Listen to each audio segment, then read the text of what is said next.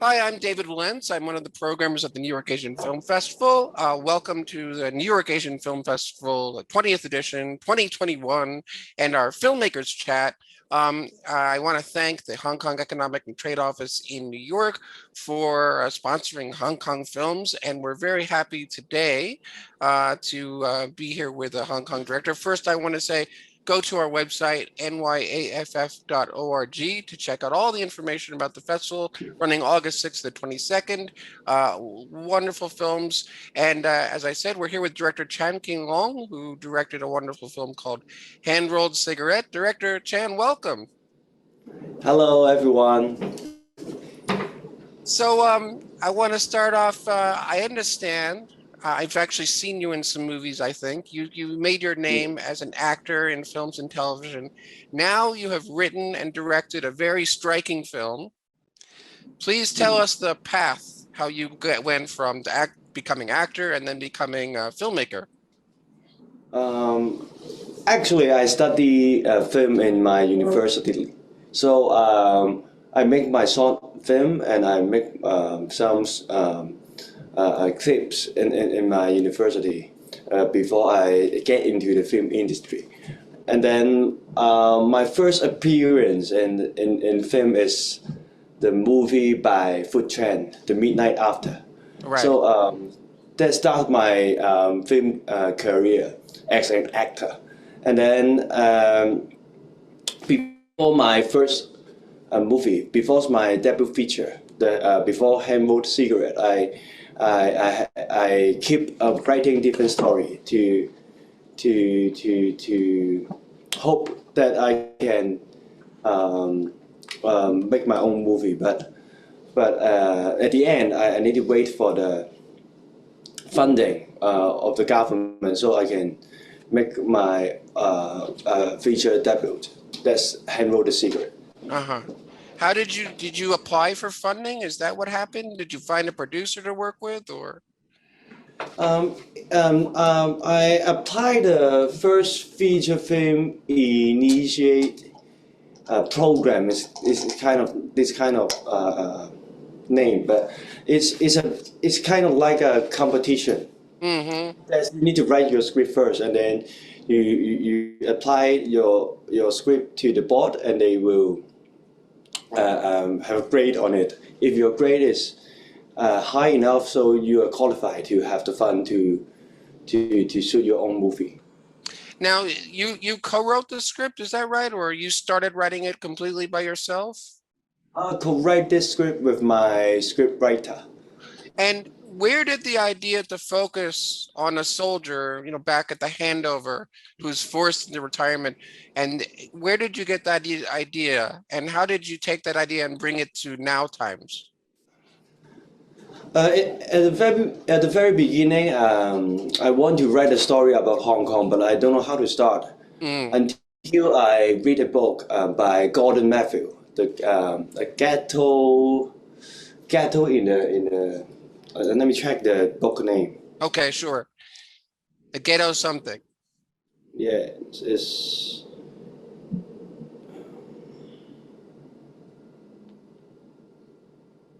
this ghetto at the center of the world. Hmm. Yeah, this he is writing about Chongqing Mansion. Because some people may think Chongqing Mansion is a nest of crime, but some may think that Chongqing Mansion is a safe haven. Different people will have different feeling on it. So I start to think about Chongqing Mansion, and then we think about the Chinese British soldier, because British Chinese soldier is very special and unique in Hong Kong, because Hong Kong is the only place where Chinese can be a British army. Hmm. Yeah, before 1997.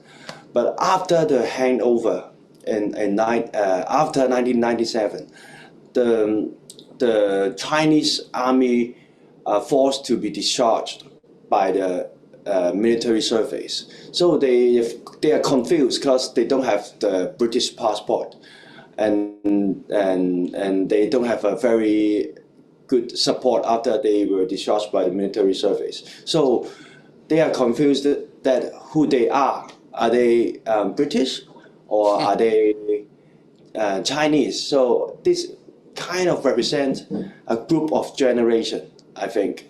The generation of my father, that they may think they are British, but actually they are not. So we start the story about we start to write a story about a British Chinese soldier, a veteran, live in Chongqing Mansion. So that's how we start this story, and then we think about other elements in the society. That's South Asian guy, because South Asian guy is a little bit embarrassed in Hong Kong. They're born in Hong Kong. They speak in fluent Cantonese. They have Hong Kong ID card, but sometimes they are not really treated as Hong Kong people in the society. So they have identity crisis and they face a little bit racist. So what can they do? So maybe they are lost and they are confused in the society as well. So that's why we combine the two characters together. Both characters are confused about their identity. They may face they may face the same identity crisis, but in different aspects. So that's how we start to write the story about Handle the Secret. That's amazing. I was actually, my next question was going to say, you very boldly take on racism in this film. Bravo. I mean, that's great because you have the South Asian character. I didn't realize that I didn't think about, like you said, both characters have identity crisis. That's very interesting. But I did want to know, how you got inspired to take on this side of racism against South Asians in Hong Kong and how you incorporated that into the screenplay. I think you started to say that, but because apparently Handle the Secret is a film, a crime thriller, but actually it's not just a crime thriller. I use some metaphor to represent different elements in Hong Kong. So and because in the old days, some Hong Kong old movie makers maybe would say that Hong Kong is Eastern Hollywood. Mm-hmm. So I always think why I can always see different colors in Hollywood, in Oscar. They can be an actor in a movie. They can be director in a movie in different colors. So why can't Hong Kong do the same thing?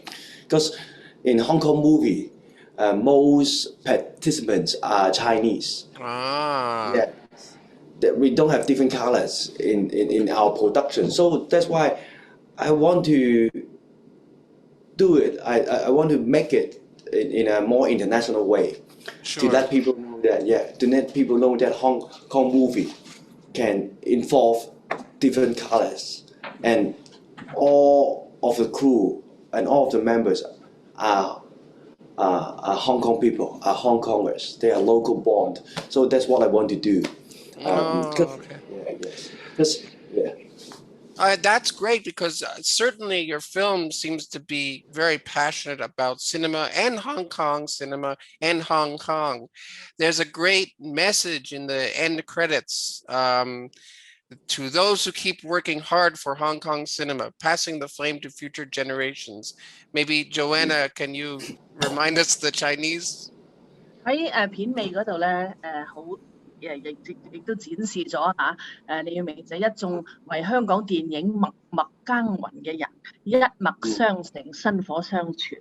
呢啲字相當之感人。想知道裏邊係有啲咩意思咧 ？So I just ask, why is it there, and what are the significance of that? Right. I think how to say because it's involve a lot of emotion in it. Because in a way that I want to have a connection with Hong Kong movies. Because when I try to speak it subtle in a subtle way. Because some movie makers will go to China to have a bigger market to earn money. So start from that, I think Hong Kong movie lost its spirit. I mean, lost the creative. So that's why I want to make a movie to recall the love of the movie. So that's why I want to keep I keep the fire of the creative Right. to continue burning. So that's why I want to pick the so I will pick the fire from the old generation, and I will do the creative right now. So this is this kind of feelings, and I don't want Hong Kong people to Hong Kong movie to die, because Hong Kong movie is dying. This slogan has been appeared in Hong Kong for long, because all Hong Kong people said Hong Kong movies are dying. So I don't want this to be true. So I want to make some new move to inspire more people to do creative. So I love that you speak about fire. I mean, certainly your film Hand Rolled Cigarette has a lot of fire in it, both literally and figuratively, and a lot of spirit. Um, and I love that you're, passionate about film and Hong Kong film. Could you share with us maybe a couple Hong Kong films that are really dear to your heart? Um, Maybe the election by Johnny To. Ah, okay, sure. Yeah, yeah, because Johnny To is one of my favorite Hong Kong directing. So I like his camera movement. I Uh-huh. like the atmosphere he built in the scene, and I like the contrast in his movie. So he's one of my favorite Hong Kong director.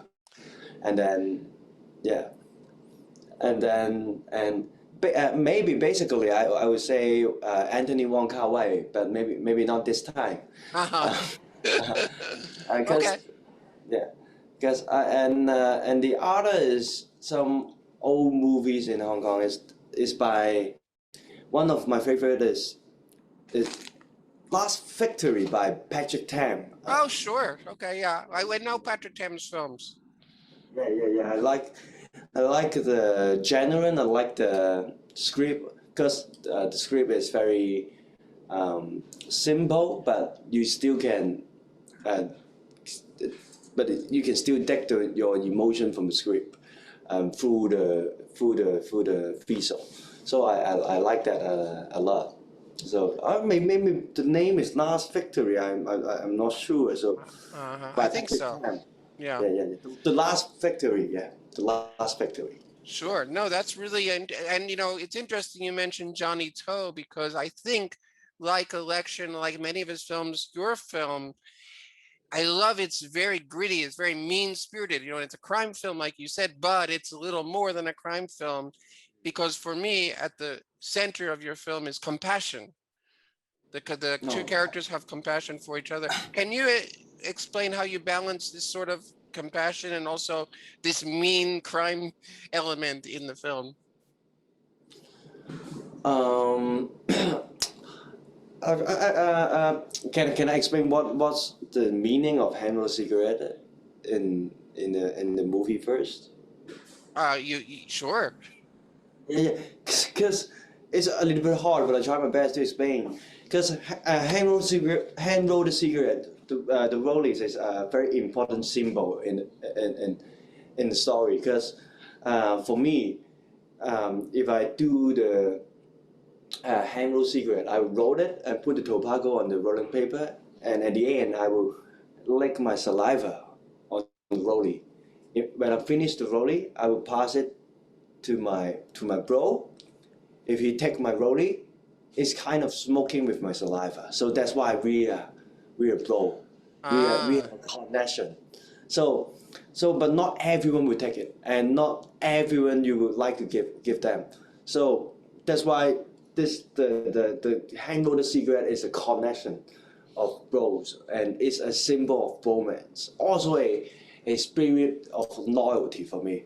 So that's why in the movie, uh, the veteran, the retired Chinese soldier, build up the relations with the South Asian guy, and he want to pass the secret to South Asian guy.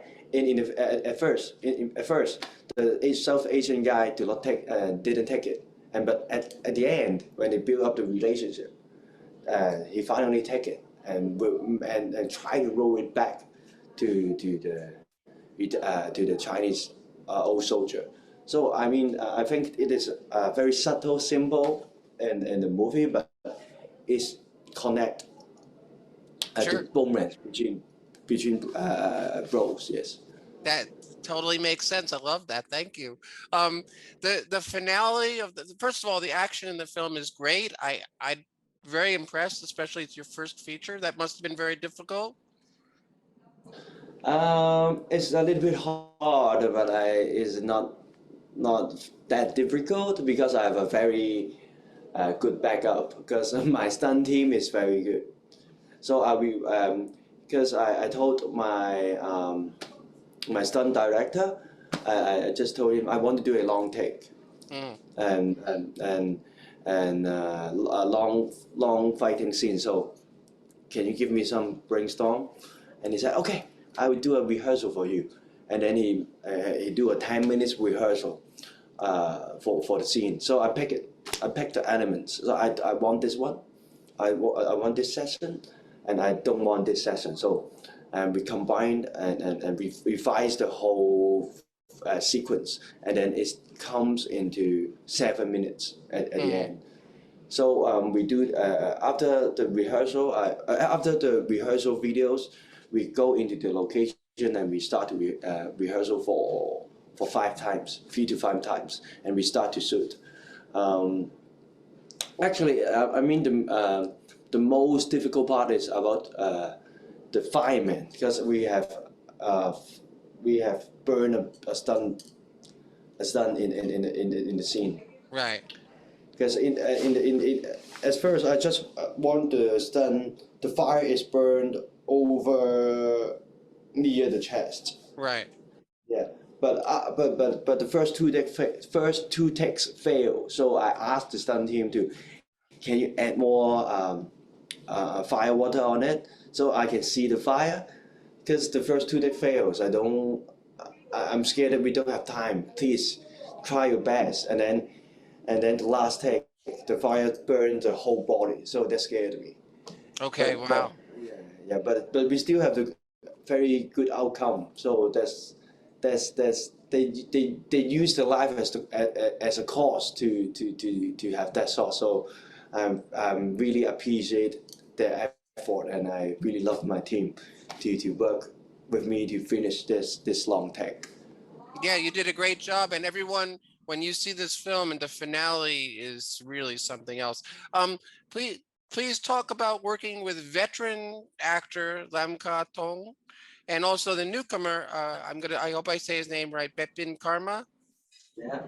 Their chemistry together was great, by the way. Good job. What was it like working with one veteran and one complete newbie? I think this is amazing, because I was a little bit worried in the beginning, because I'm scared that Pipin may not handle very well with Lam Katong, but at last they have a very good chemistry. But because Gordon Lam, maybe I call Lam Katong Gordon Lam. Gordon Lam is very experienced, and he knows the pacing of acting, but Pipin didn't know the pacing. He don't know how to react. But less experience makes Pipin more organic. The reaction become more organic. So I think the most important element of acting is organic. So Pipin brings the organic between both acting. I mean,